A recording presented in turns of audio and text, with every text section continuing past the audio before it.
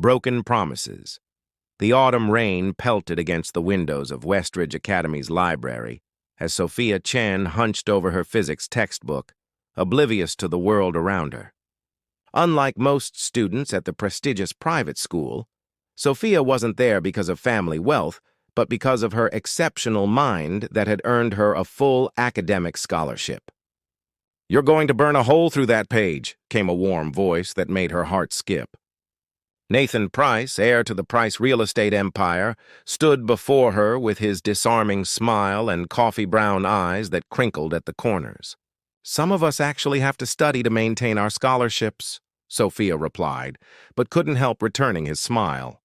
Their unlikely friendship had blossomed over the past year, starting when they were paired for a chemistry project. "Let me help," Nathan said, sliding into the chair beside her. "I've got dinner at my parents' tonight, but I have an hour." What began as tutoring soon transformed into something deeper. Nathan admired Sophia's brilliant mind and unwavering determination despite her circumstances, living in a small apartment with her grandmother who worked double shifts as a nurse. Sophia was drawn to Nathan's kindness that seemed to exist despite his privileged upbringing, the way he never flaunted his wealth or looked down on her threadbare sweaters. By spring, they were inseparable. Nathan taught Sophia to drive in his Range Rover, and she introduced him to the simple pleasure of homemade dumplings in her grandmother's tiny kitchen. Their worlds couldn't have been more different, but together they created their own. "You should come to my parents' summer gala," Nathan suggested one afternoon as they sat beneath the oak tree on campus. "It's in 2 weeks." Sophia's smile faltered. "Nathan, you know I don't belong in that world." "You belong with me," he insisted, taking her hand. "That's all that matters." The night of the gala arrived, and Sophia wore the only formal dress she owned, a navy blue number she'd found at a consignment shop. Nathan's eyes lit up when he saw her waiting in the grand foyer of the Price mansion. "You look beautiful," he whispered, leading her into a world of crystal chandeliers and champagne flutes. The evening progressed smoothly until Sophia excused herself to find the restroom. Taking a wrong turn in the labyrinthine mansion, she froze when she heard Nathan's voice from behind partially closed doors. "She's brilliant, Mother. She's going to change the world someday." "Brilliance doesn't maintain social standing, Nathan." Eleanor Price's voice was cold as steel. "The girl has nothing to offer our family. No connections, no influence, certainly no fortune." "I don't care about any of that." "You should. Your father and I didn't build this legacy for you to throw it away on some charity case. If you continue this relationship, you can forget about your position in the company. Forget your inheritance." Sophia's heart pounded as silence stretched between mother and son. When Nathan finally spoke, his voice was different, distant, resigned. "I understand." Sophia fled back to the party, desperately trying to compose herself. Later that night, as Nathan drove her home, the silence between them was deafening. "Your mother doesn't approve of me," Sophia finally said, her voice barely audible. Nathan's grip tightened on the steering wheel. "It's complicated, Sophia." "No, it's actually quite simple," she replied, fighting back tears. "You have to choose." 3 days later, Nathan asked to meet at the park where they'd shared their first kiss. His face was a mask of practiced indifference as he delivered the words that would haunt them both for years. "This isn't going to work, Sophia. We're from different worlds. I have responsibilities to my family, expectations to meet. I can't be with someone who'll hold me back." The words sliced through her like a blade. "Hold you back? Is that what I am to you? An obstacle?" "You'll thank me someday," Nathan said, unable to meet her eyes. "We both need to be practical about our futures." Sophia stood, dignity intact, despite the tears streaming down her face. "You're right about one thing, Nathan. I do have a future, and you've just made it crystal clear it won't include you." 2 weeks later, Sophia graduated as valedictorian. Nathan watched from the audience as she delivered a powerful speech about perseverance and defining one's own path. The following day, she and her grandmother packed their modest belongings and left town without saying goodbye, leaving Nathan with nothing but regret and the hollow comfort of his inheritance. Rising from ashes, 7 years could change everything, or nothing at all. For Sophia Chen, they had changed absolutely everything. The cramped studio apartment in San Francisco wasn't much, but it was a start. The walls were thin enough that she could hear her neighbors arguing at night, and the ceiling leaked when it rained, but it was hers. Each morning, Sophia would wake before dawn, work her shift at the local coffee shop, attend classes at the community college, and then head to her evening job as a data entry clerk at a small tech firm. "You're working yourself to death," her roommate Daniela would say, watching Sophia hunched over her laptop at 2 a.m., coding by the glow of the screen. "I'm building something," was always Sophia's reply, fingers never pausing on the keyboard. What she was building was the foundation of her future, a revolutionary algorithm that could predict consumer behavior with unprecedented accuracy. The idea had come to her during one of her sleepless nights, thinking about how businesses failed to understand what people truly needed versus what they thought they wanted. By her second year in San Francisco, Sophia had caught the attention of Professor Julian Torres, who recognized her exceptional talent during a programming workshop. He became her mentor, helping her refine her ideas and introducing her to potential investors. "Your algorithm could revolutionize how companies approach product development," Julian told her after reviewing her work. "But you need funding to scale this." "No one's going to invest in a college dropout with no connections," Sophia replied, the ghost of Eleanor Price's words still haunting her. Julian's eyes crinkled with determination. "Let them underestimate you. It'll be the last mistake they make." The first 5 investors rejected her outright. The 6th, Olivia Harrison, a venture capitalist known for taking chances on unconventional founders, listened intently during Sophia's pitch. "You're rough around the edges," Olivia said afterward, "but your tech is brilliant. I'm in for the seed round." Predict AI was born in a small office space with 3 employees: Sophia, a fellow programmer named Raj, and a business graduate named Thomas who handled the operational aspects. The first 2 years were grueling, with 18-hour workdays and constant setbacks. Sophia lived on instant noodles and determination, pouring every cent back into the company. Their breakthrough came when a mid-sized retail chain implemented Predict AI and saw a 43% increase in customer retention within 6 months. Suddenly, everyone wanted a piece of what Sophia had built. "Wilshire Tech is offering $50 million for acquisition," Thomas announced one morning, his voice trembling with excitement. Sophia looked up from her computer, her expression calm. "Tell them no." "Sophia, that's not enough," she finished. "They want to absorb us and shelve the technology. We're worth more than that." Instead, Sophia negotiated a partnership that allowed Predict AI to remain independent while expanding its reach. By year 4, the company had offices in 3 countries. By year 5, they went public with an IPO that made financial headlines across the globe. On the day Predict AI's valuation crossed the billion-dollar mark, Sophia stood in her penthouse apartment overlooking the San Francisco Bay, thinking of how far she'd come. The homeless shelter she'd volunteered at during her early days was now the recipient of her foundation's largest annual donation. Her grandmother, now living in a beautiful home with full-time care, proudly displayed every magazine that featured her granddaughter. "Miss Chen, your car is waiting." Her assistant's voice came through the intercom, interrupting her thoughts. "The board meeting starts in 30 minutes. Sophia straightened her tailored blazer, no longer navy blue from a consignment shop, but a custom-made piece that complemented her confident posture. Her hands, once rough from washing dishes and serving coffee, were now manicured but still strong, a reminder of everything they had built. As she rode the elevator down, her phone buzzed with a notification. The Westridge Historical Society was selling its landmark property, a beautiful old estate that included the park where she'd received her first heartbreak. The property was being auctioned to the highest bidder after years of financial struggle. Something stirred in Sophia's chest. Not the old pain, but something closer to curiosity. What had become of the people she'd left behind? Of Nathan Price and his family's precious legacy? "Jenny!" she called to her assistant as she slid into the back of her car. "After the board meeting, I need you to gather information on a property auction in Westridge." "Of course."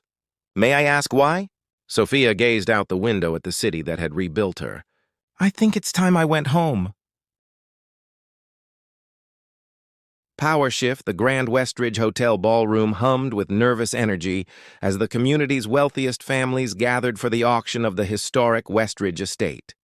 The property, spanning 50 acres, including the town's beloved Central Park, had been maintained by a historical society that could no longer afford its upkeep. For generations, it had been the heart of the community, a place for summer concerts, holiday celebrations, and countless personal memories. In the front row, Nathan Price sat beside his father, Howard, whose once commanding presence had diminished along with the family fortune. Price real estate had been hit hard by the recession and a series of poor investments. What remained of their empire was largely symbolic, their name on buildings they no longer owned, their influence reduced to whispers of former glory. We need this property, son, Howard murmured, his voice carrying the weight of desperation. It's our last chance to rebuild. Nathan nodded silently. At 32, the youthful charm that had once opened every door for him had hardened into something more complex, determination lined with regret. He worked 14-hour days trying to salvage what remained of the family business, not for the inheritance he once valued so highly, but because too many people depended on it for their livelihoods. The auctioneer had just called the room to attention when the double doors at the back swung open. The collective intake of breath was audible as all heads turned. Sophia Chen stood in the doorway, a vision in a tailored emerald suit that complemented her confident posture. 7 years had transformed the shy scholarship student into a woman who commanded attention without seeking it. Her dark hair was elegantly styled, her eyes sharp and assessing as they swept across the room. I apologize for the interruption, she said, her voice carrying effortlessly. Traffic from the airport was worse than expected. The auctioneer quickly recovered. Not at all, Miss Chen. We're honored by your presence. A murmur rippled through the crowd. Chen, Predict AI, Billionaire, Nathan felt the blood drain from his face as recognition dawned. Sophia, the girl he'd broken for the sake of his family name, was now one of the most powerful women in the tech industry. Their eyes met across the room. For a heartbeat, time suspended. Then Sophia's gaze moved past him as though he were a stranger, taking a seat near the back of the room. The auction proceeded, with bids climbing steadily. When the Price family made their final offer, stretching their remaining resources to the breaking point, Nathan felt a momentary hope. Until Sophia's voice cut through the tension. 20 million! The room fell silent. The auctioneer cleared his throat. $20 million from Miss Chen. Any further bids? Nathan turned to look at her, but her expression revealed nothing. She sat with the relaxed confidence of someone who knew the outcome was never in doubt. Sold to Ms. Sophia Chen, the auctioneer announced, bringing down his gavel with finality. After the auction, Nathan found himself standing alone at the bar, nursing a scotch he couldn't afford, when he felt a presence beside him. Mr. Price. Sophia's voice was professionally cordial, as if addressing a business acquaintance rather than the man who had once broken her heart. Sophia. He struggled to find words that wouldn't sound pathetic. Congratulations on your success. And the property. She accepted a sparkling water from the bartender. Thank you. I understand your family had plans for the estate. We were hoping to develop part of it, yes. Keep the historical elements intact, but add some commercial space to revitalize the area. Sophia nodded thoughtfully. Not a bad concept, actually. I have somewhat similar plans, though with a focus on technology education. Nathan studied her, searching for traces of the girl he'd known. Why come back here? You've obviously outgrown this place. Something flashed in her eyes, a glimpse of the passion that had always driven her. I haven't outgrown where I came from, Mr. Price. I've simply built upon it. Before he could respond, Sophia was approached by a group of local officials eager to discuss her plans. She excused herself with practiced grace, leaving Nathan with the realization that while he had spent 7 years trying to maintain his family's fading legacy, Sophia had been building an empire of her own. Later that evening, as Nathan drove past the park that would soon bear the Chen Foundation's name rather than his family's, He couldn't help but wonder how different things might have been if he'd made a different choice all those years ago. The irony wasn't lost on him. He had rejected Sophia because he feared she would hold him back, only to watch her soar beyond heights he could now only imagine. Part 4. Confronting the past, the renovation of the Westridge estate began almost immediately after the auction. Sophia's team moved with the efficiency that had become her trademark, transforming the neglected property into a campus that would house a technology education center, community spaces, and restored historical gardens. The local newspaper ran weekly updates on the progress, each article increasing the town's anticipation. 2 months into the project, Sophia was inspecting the site when she encountered a problem. The original blueprints for the underground irrigation system were incorrect, threatening to delay construction by weeks. "We need to consult someone who knows the property's history," her project manager suggested. "Preferably someone who's been involved with the Historical Society," which was how Sophia found herself sitting across from Nathan Price in a small cafe just off Main Street. The years had been both kind and cruel to him. The boyish charm was replaced by a more weathered handsomeness, but shadows under his eyes spoke of sleepless nights and constant worry. "Thank you for agreeing to meet," Sophia began. "All business. I understand you served on the Historical Society board for several years." Nathan nodded, his coffee untouched. "My mother was the main patron until our financial situation changed. I stayed on to help with the transition." They discussed the irrigation issue, with Nathan sketching corrections on the blueprints. His knowledge was precise, his suggestions practical. Sophia found herself reluctantly impressed. "You seem to know every inch of the property," she observed. A ghost of a smile crossed his face. "I spent a lot of time there after you left. The park, especially."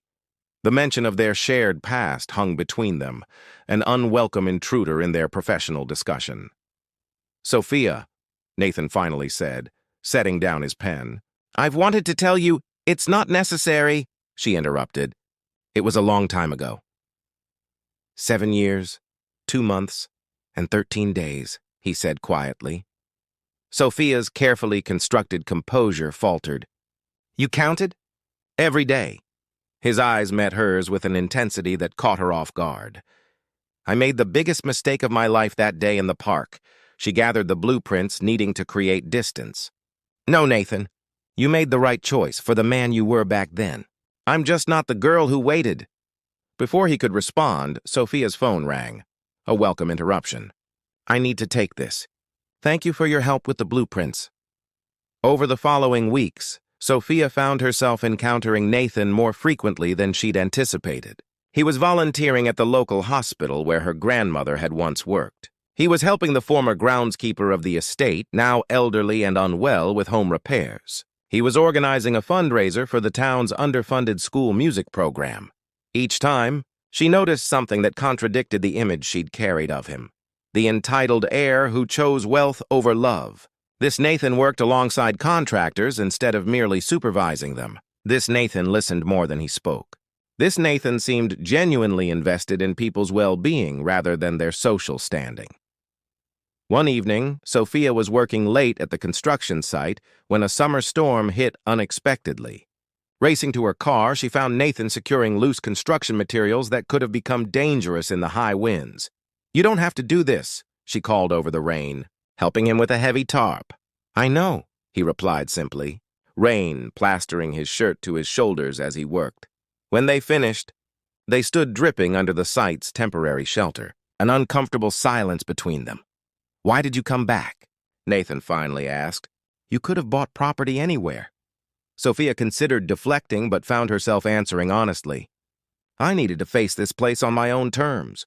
To prove something to myself, I suppose, and to show everyone who doubted you. That was part of it," she admitted. "At first, and now?" She looked out at the rain-soaked property. "Now I just want to build something meaningful, something that gives opportunities to kids like me."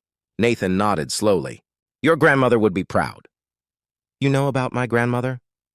"I visit her every month at Sunset Ridge Care Center," he said quietly. "Have been for years. She tells the nurses I'm her nephew." Sophia stared at him, speechless. Her grandmother had never mentioned these visits in their weekly calls. Why would you do that? Nathan looked away. After my mother passed 3 years ago, I found letters in her desk. Letters from your grandmother, updating her on your progress. My mother never replied, but she kept every one. He paused. I wanted to apologize, but I didn't know how to reach you. So I visited her instead. Something shifted in Sophia's perception, a realization that while she had been reinventing herself across the country, life had continued here. People had changed. Nathan had changed. As the rain began to subside, Sophia found herself inviting Nathan to dinner the following evening. To discuss the project, she told herself. But deep down, she knew she wanted to discover who this man had become in her absence. Bridges rebuilt the Chen Technology Education Center, opened its doors on a crisp autumn morning, exactly 7 years and 3 months after Sophia had left Westridge. The symbolism wasn't lost on her as she stood before the gathered crowd, scissors in hand to cut the ceremonial ribbon. This center represents more than just innovation or education, she told the audience. It represents second chances, the chance to learn, to grow, to become something more than what others might have expected of you. Her eyes found Nathan's in the crowd. He stood toward the back, applauding with genuine pride despite having no official role in the ceremony. Over the past 3 months, their professional relationship had gradually evolved into something neither of them had anticipated, a friendship built on mutual respect and shared purpose. Their weekly project meetings had extended into dinners where they discussed everything, from local politics to global technology trends. Nathan had proven himself an invaluable community liaison, helping Sophia navigate the complex web of local relationships and historical sensitivities. After the ribbon cutting, as guests toured the new facilities, Sophia found Nathan in the garden that had been preserved exactly as it had been when they were teenagers. "Congratulations," he said, handing her a small package wrapped in simple brown paper, a center-warming gift. Inside was a first-edition copy of Computing, Machinery and Intelligence by Alan Turing, a foundational text in artificial intelligence that Sophia had once mentioned was her inspiration. "How did you find this?" she asked, running her fingers over the delicate cover. "I have my resources," Nathan replied with a small smile. "They're not what they once were, but they're still good for some things." Sophia studied him in the dappled sunlight. The Nathan who had chosen status over love was gone, replaced by a man who had learned the hard way what truly mattered. His family's company was smaller now but stable, focusing on affordable housing development rather than luxury properties. He lived in a modest house instead of the mansion he'd grown up in, drove a practical car rather than the Range Rover of his youth. "Walk with me?" she suggested, leading them toward the park where they'd said goodbye years ago. As they walked, Nathan told her about his mother's final years, how Eleanor Price had eventually recognized the emptiness of the life she'd chosen, how she'd expressed regret for the influence she'd had on her son's decisions. "She asked about you near the end," Nathan said quietly. "Wanted to know if you were happy." "What did you tell her?" "That I hoped you were, that you deserved to be." They reached the bench where they'd broken up, now restored and bearing a small plaque dedicating it to community connections. Sophia sat down, Nathan joining her after a moment's hesitation. "I was angry for a long time," Sophia admitted. "Not just at you, but at a world that judged people by their bank accounts rather than their character. The irony being that you're now wealthier than my family ever was." Sophia shook her head.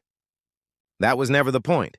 I didn't build Predict AI to prove anything to you or your mother. I built it because I believed in what it could do." "I know." Nathan's voice was soft. "That's what makes you extraordinary. You never needed validation from anyone else." A comfortable silence settled between them, filled with the sound of leaves rustling and distant laughter from the center's opening celebration. "What happens now?" Nathan finally asked. "You've completed your project. Will you go back to San Francisco?" Sophia had been asking herself the same question for weeks. Her life in California was established, her company, her penthouse, her carefully constructed world. Yet something about being back in Westridge, Seeing the impact her work could have on a community that had once made her feel like an outsider had shifted something fundamental within her. "I'm thinking of staying," she said, surprising herself with the admission, at least part-time. "The center needs guidance to fulfill its potential." Nathan nodded, careful not to show too much reaction. "The town would be better for having you here." "And you?" Sophia asked, turning to face him fully. "What would you think about me staying?" The question hung between them, weighted with possibilities neither had allowed themselves to consider until now. "I think," Nathan said slowly, "that sometimes life gives us second chances when we least expect them. Not to relive the past, but to build something new with the wisdom we've gained." Sophia found herself smiling. Not the polished, professional smile she'd perfected for business meetings, but something genuine that reached her eyes. "Are you always this philosophical now?" "Only on special occasions," he replied, returning her smile with one of his own. As the afternoon sun cast long shadows across the park, Sophia and Nathan continued talking, not about what had been lost, but about what could still be built. Not a resurrection of their teenage romance, but the potential foundation of something more enduring, a connection between two people who had found their way back to each other after taking the long way around. No dramatic declarations, no promises, just two people sitting on a bench creating a moment that held the quiet possibility of tomorrow.